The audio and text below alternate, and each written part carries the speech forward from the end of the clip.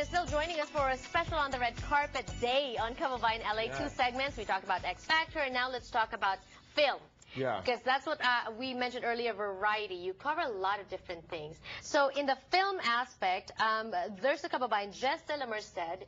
What is her story? Very interesting, huh? Yeah, well, she used to be an actress, but now she realized that she really wants to be behind the camera, and she has a great gig right now. She's under Spike Lee at, NYC, one of the best film schools, and she decided to do a film, just really talk about the different,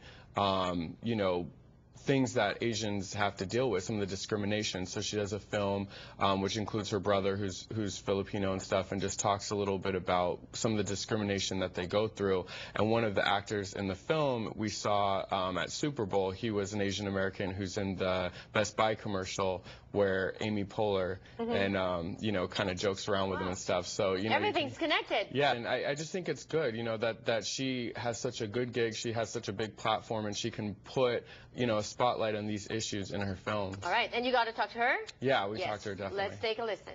It happened in high school. I knew that at first I started I wanted to act, and I told my dad that, and he kind of flipped out. He's like the stereotypical Filipino strict dad, and he just had these hopes for me to become a lawyer.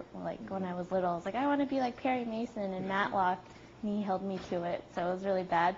So he took it pretty badly.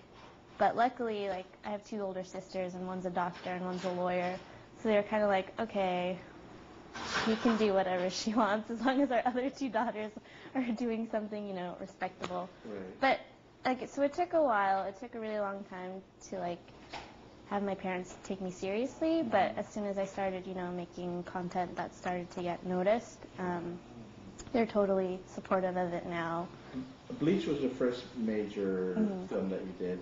Now we're moving into another film called Hype Beast. Can you tell me a little bit more about what that's all about? So Hype Beast is my thesis film at NYU, and it's a short film again, but it's a lot more ambitious than Bleached, and it deals with a lot more touchier subjects, racism against Asian Americans.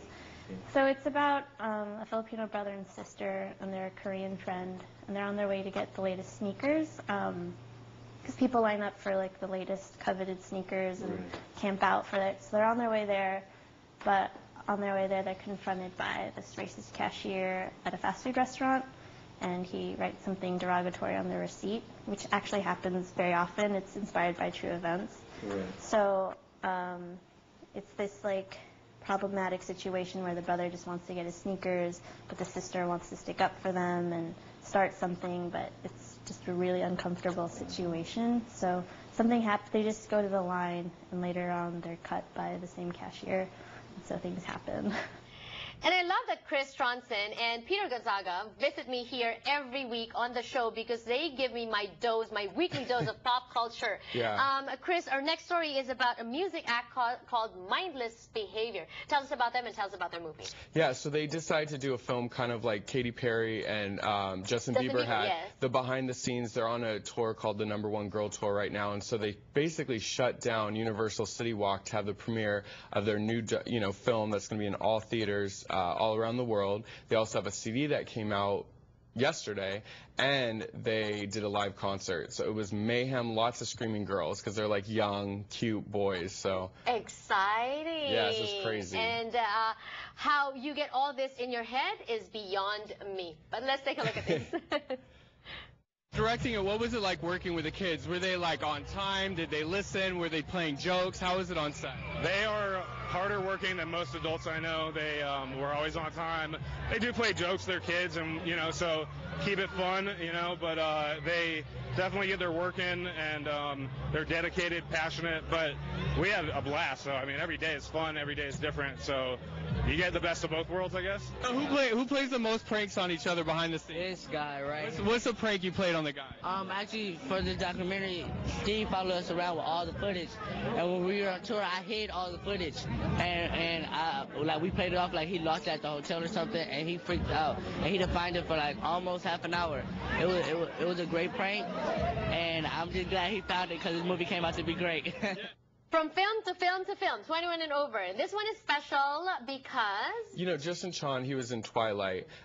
Asian American actor. He's been hustling for a long time, and he's been breaking stereotypes. He's been getting a lot of roles that weren't made for an Asian American. He'll audition, and they'll give it to him. You know, the character he played in Twilight was Caucasian. Right. So anyways, he is a character in 21 and over. He's the main character. He's all over the posters. And also, his character doesn't play a stereotypical Asian character. He plays just a normal character, and so seeing him as the lead is just incredible. Wow. Let's watch this.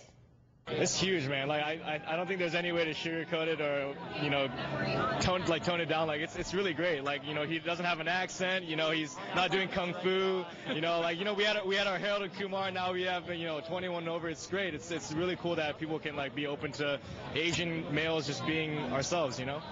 I don't feel like I own the carpet or anything. I'm so used to being like the small fry, but yeah, it's cool being a part of a movie where I'm actually in a lead. Yeah. But I don't know, man. Yeah, and this has been such a long time coming. You've been grinding. You've been doing this film. I mean, when you were getting ready for this and stuff, what were some of the thoughts going in your head? I was just really stoked, man. Like, been working hard, been acting 11 years, and like finally to have a movie that's coming out where I'm a lead, it's a wonderful feeling. I am so much more well-informed now, better informed about pop culture, thanks to you, Chris Trondsen. Yes, go see 21 and over. Yes, and we can follow you on Twitter, right? Yes, my name, Trondsen? Pacific Rim Video, and Peter Gonzaga. And Follow also us. their YouTube page. Thank you. Thank you for joining us today on the show. I'll see you again tomorrow.